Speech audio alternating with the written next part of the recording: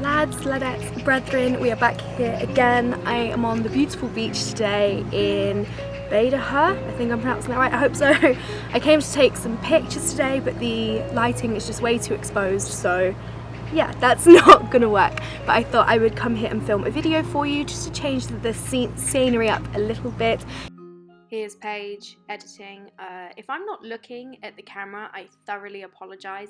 It's because the sun was so bright in my eyes, I was just being blinded. So don't take it personally. I want to look at you beautiful people, but my eyes were burning. Today we are talking about something pretty taboo, I would say. It's pretty taboo, and I feel like it's one that you guys might enjoy, because even when I don't talk about my appearance, a lot of the comments that I get are about my appearance, and I know that the comments on this video are going to be interesting. But sound off in the comments, not a problem. When you guys comment about my weight, it doesn't bother me, it's okay. So let's talk about being fat in China. I've spoken a few times on my blog about being fat in London and in the UK, and I've sounded off about, you know, fashion and how people perceive you, but here it is a whole other world. It is a whole other brand of fish. It's a whole other, you know, it's completely different. Being big here is just like you're an alien, because of course there are big people in China. I'm not saying that, but they are few and far between. So when I am walking around with ginger hair, my big old body, my big old legs, it can be a shock for people. So yeah, there are definitely some differences in experiences between living in London in the UK being fat and living in China and being fat. And I use the word fat. I know some people get offended by the word fat, but I do use the word fat because that is the word they use here. You are thin, you are fat. It is really not seen as a bad word, and I kind of like that. Like it's okay. I like it because I think that it is so like black and white, and they don't perceive it as a bad thing. But people, if you are thinking of coming to China and you are a bigger person, whether it's a man or a woman, just be prepared that your experience might be slightly different to your thinner counterparts, because being thin and foreign in China is, you know, you maybe look a bit more like the people here. But if you're a big bitch and you're foreign in China and red hair and blue eyes and everything, it can be a bit intense. Like people will, like they will stare.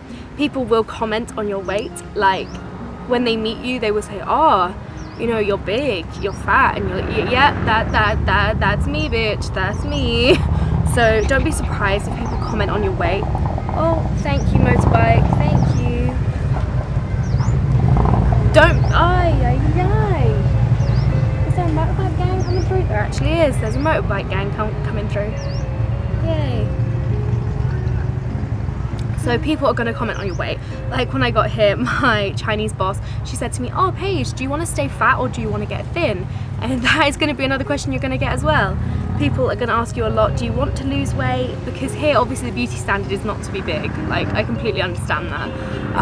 But yeah, so people will ask you all the time, and you just have to have super thick skin here. Like more so than I've ever had to have anywhere. You just have to have thick skin. Like there is no other option. If you are thinking of coming to China and you're big and you don't have thick skin, I would highly recommend that you stay away, because you're gonna have your self-esteem absolutely slaughtered within like the first week. And if you can't handle that, then that's something you need to, you know, think about and seriously consider before applying for any jobs in China, because yeah, it will be intense. Boys will also, on like the dating scope, like I know I'm gonna do another video updating you guys on my dating life, and it's crazy, but you're gonna get it a lot. They will match with you on like a dating app, and then they'll say, "Oh, you're too fat." You'll be like, then why did you swipe on me? Just to tell me I'm fat? Like, thanks, move along. Like, and then you will get some guys who you'll be talking to like quite intensely, and then they'll just say, "No, I think you're too big," and you're like, "Okay, bye."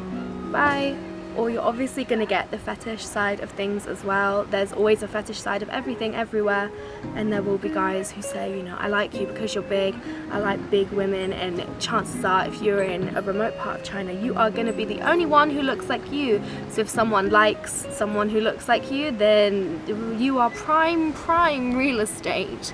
So yeah, that will also happen. Boys are going to say you're too fat, you're too big. They will ask for your weight constantly. It's a real thing here to ask height and weight, and they will just send theirs, and you'll look and you'll be like, no, because I don't know about you guys, but in the West I feel like weighing yourself, unless you're looking to lose weight, is not like a common thing. Like, I never really weighed myself before, you know, before in the West. I still don't weigh myself now, because I know that I have the mentality of, like, if I had a number, then I would obsess over it if I wanted to lose weight. So it's just not best for me to know a number. So if they ask my weight, I just say, no, sorry, we don't do that in the West. Like, I'm not going to give you a number, and they usually deuces at that point. Yeah, so it's super common to ask for someone's weight, and you can refuse. Don't think that you have to tell people if you're not comfortable with that. I wasn't comfortable with that.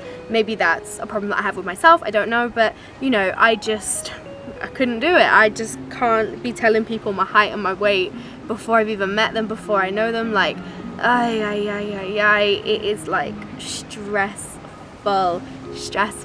But also, I think if you don't have a thick skin when you come here, being fat can be so difficult, because you're surrounded 24/7 by thin people. Even the bigger people in China are super thin people. Like, they are super thin, and it can be really difficult when you're living in a society that is full of very thin people, and you start to look at yourself. And I think if maybe I didn't have the self-esteem that I do, and I hadn't built that wall in the UK that I had, that I would start thinking like, oh, maybe I should start, you know, changing myself.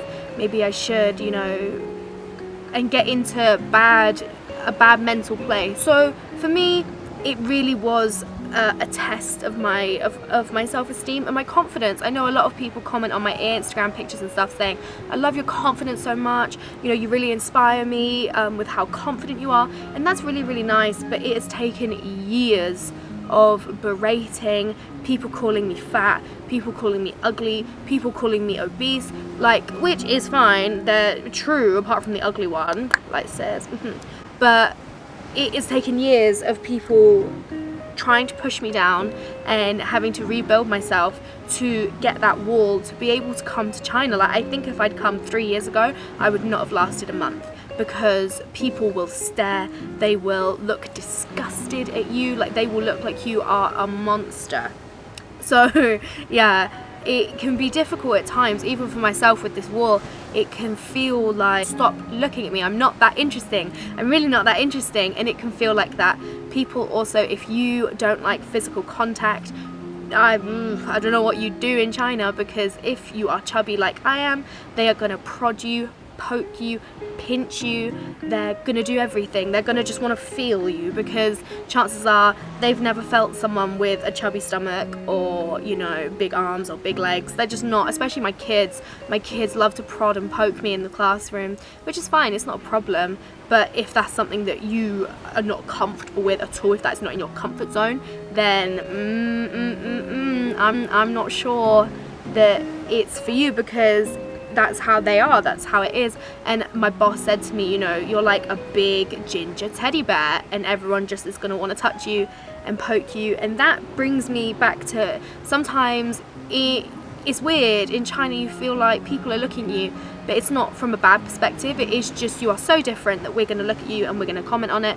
So it's weird. In a way, it's easier to be fat in China than it is in the UK, because you're already being stared at for being a foreigner, but you're just being stared at more because you're fat. So you would still be stared at. People are just staring more. Whereas in the UK, if people are staring at you, you know why. You know why, because there would be no other reason to stare at me in the UK. You know, I'm not different to anyone else. You know, there are plenty of ginger people in the UK. There are plenty of fat people in the UK. But it would be very obvious why people would stare at you in the UK, whereas here, people are already staring. So, you know, if they're just staring a little more, it's fine, it's whatever. The poking, it can, you know, it is what it is. and you just have to completely be okay with yourself, because if you're not, I don't even know. I don't know.